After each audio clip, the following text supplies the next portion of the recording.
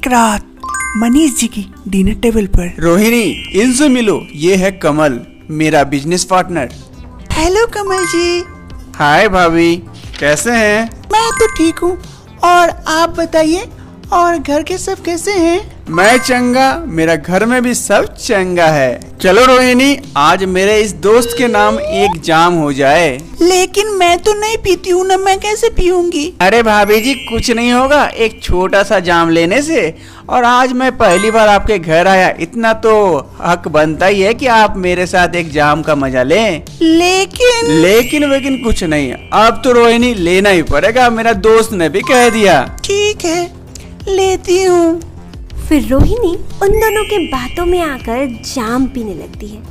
इधर रोहिणी जाम पी रही होती है, दोनों मंद मंद मुस्कुरा रहे होते हैं। तभी रोहिणी को थोड़ा अजीब लगता है, वो जाम वहीं रखकर उठ खड़ी होती है। सुनिए ना जी, मुझे ना अजीब लग रहा है, मैं अपने कमरे में जा रही हूँ। अच्छा चलो ठीक है, पहली बार है ना, इसीलिए थोड़ा सा अजीब लग रहा है। तुम जाओ कमरे में रेस्ट करो।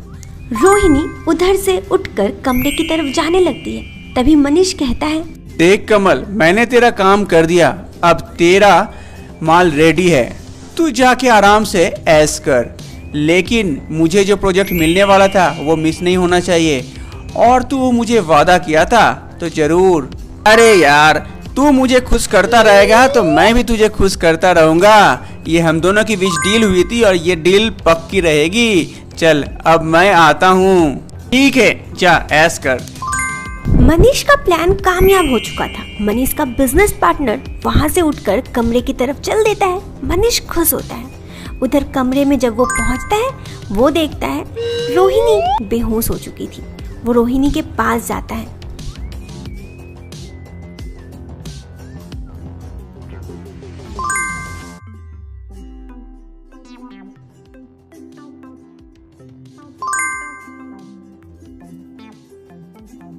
इसी तरह ये सिलसिला चलता रहता है। किसी को उस वक्त कुछ नहीं पता चलता। ये कहानी उमरपुर में रहने वाले रोहिणी के घर। अजी सुनते हो, रोहिणी को और कितने दिन घर में बैठा के खिलाओगे? अब उसके शादी ब्याह दिला के कहीं भेजो उसे। अब मुझे और सहन नहीं होता। अपना बच्चा तो है नहीं, दूसरे का बच्चे को अपने घर में बेटी जैसा पाल के रखे हो। तुम कहे तो ठीक रही हो, लेकिन कोई लड़का मिलेगा तब तो शादी ब्याह देंगे। कोई लड़का ही तो नहीं मिल रहा है। कल मेरा सोनू के पापा से बात हो रहा था, वो बता रहे थे शहर में कोई है जिसकी बीबी मर गई है। वो बहुत अमीर है, अच्छा खासा पैसा वाला है, और हम लोगों को भी पैसा देने वाला है। तो क्यों ना उसी से शादी दिला के अपना सर से इस झंझट को हटा दे। कहे तो ठीक रही हो तुम, बात चलाओ, आगे बढ़ाओ, देखते हैं। दोनों की बातों को रोहिणी सुन लेती है, लेकिन कहती कुछ नहीं है। शहर में मनीष के घर पर। मनीष, तुझे ना दोबारा शादी कर लेनी चाहिए। जब से भाभी जी गई हैं, तब से तू बहुत ही उदास रहता है, अकेला अकेला महसूस करता है। अब इस उम्र में कौन मुझसे शादी करेगा? कहाँ मिलेगी लड़की? मिल जाएगी, तेरा इतना प्रॉपर्टी है, इसकी देखभाल करने के लिए कोई तो तेरा वारिस होना चाहिए ना। रुक, मैं देखता हूँ।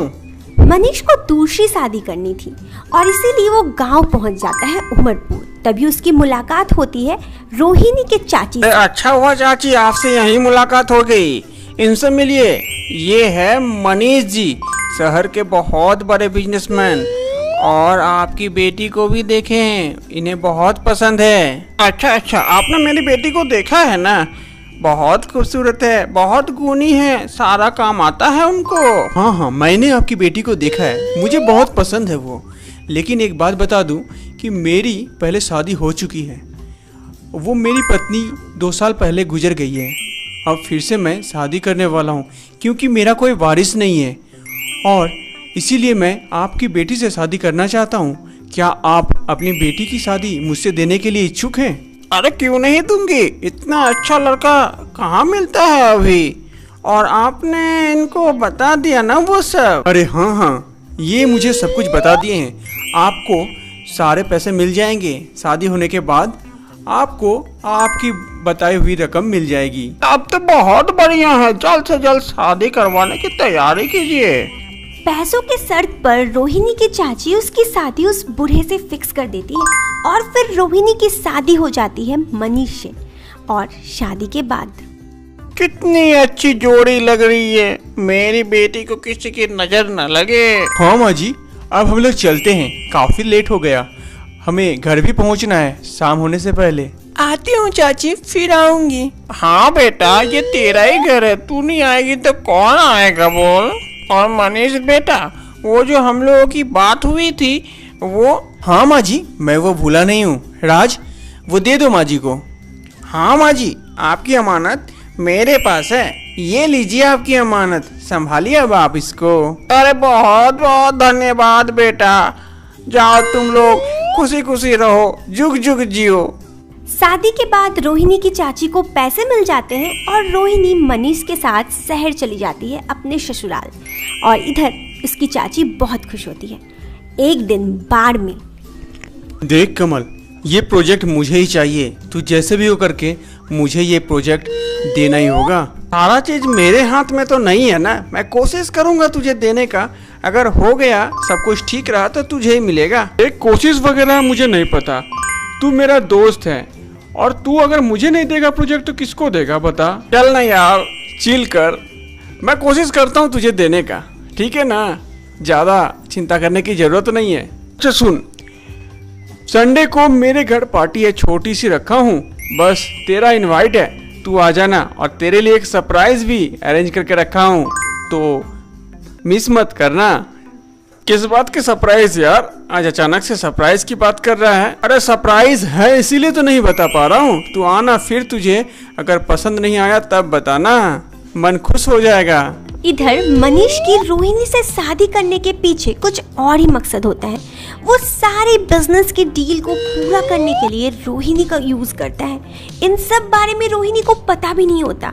वो अपने कलीग्स को बुलाता है घर पे और रोहिणी को उनके साथ शराब पीने के लिए कहता है। खुद भी शराब पीता है और उस शराब में कुछ मिला देता है, जिससे कि रोहिणी को अजीब लगता है और वो फिर बेहोश हो जाती है।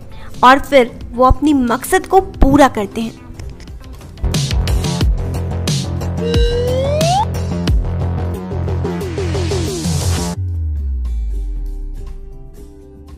ऐसे ही एक रात मनीष जी के घर पर। रजनी, ये जाम ले लो। नहीं, आज मेरा मूड नहीं है, मैं नहीं पीऊंगी। अरे भाभी जी, कभी हमारे साथ भी पी लीजिए, हम इतने बूढ़े भी नहीं हैं। अरे नहीं भैया, आज मूड नहीं है मेरा पीने का, मैं रूम में जा रही हूँ। अरे मनीष जी, अब क्या होगा, वो तो जाम नहीं पी, अब तो सब गड़बड़ हो गया। मैंने तो कोशिश की ना उसे पिलाने का, लेकिन वो नहीं पी, तो अब मैं क्या कर सकता हूँ? अगर आप ही ऐसा बोलेंगे तो मैं भी बोल सकता हूँ कि प्रोजेक्ट भी अगर फिसल जाए तो मुझे ना कहिएगा। ऐसा मत कहिए, आप ही तो हैं हमारे कर्ता धर्ता, और अगर आप ही ऐसा कहेंगे तो कैसे चलेगा? अगर आप हमारी मदद नहीं कर सकते तो हम भी आपकी कोई मदद नहीं कर सकते हैं, तो चलता हूँ फिर।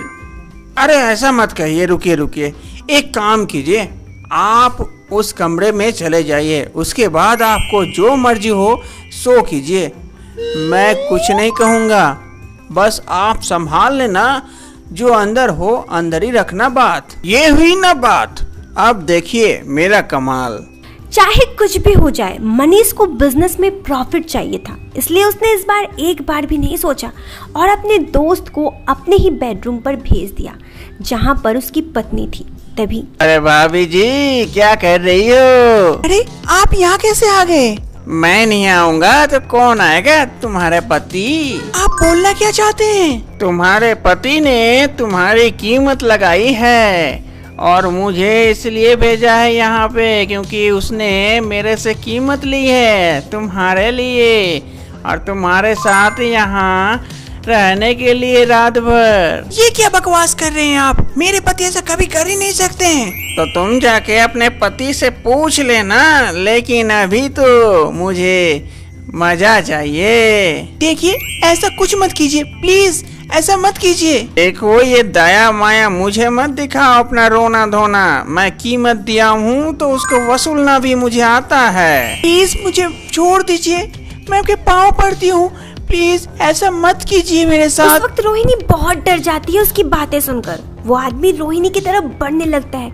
रोहिणी अपने पैर पीछे करने लगती है। फिर आगे क्या होता है जानने के लिए जरा सा इंतजार कीजिए इस वीडियो के सेकंड पार्ट का।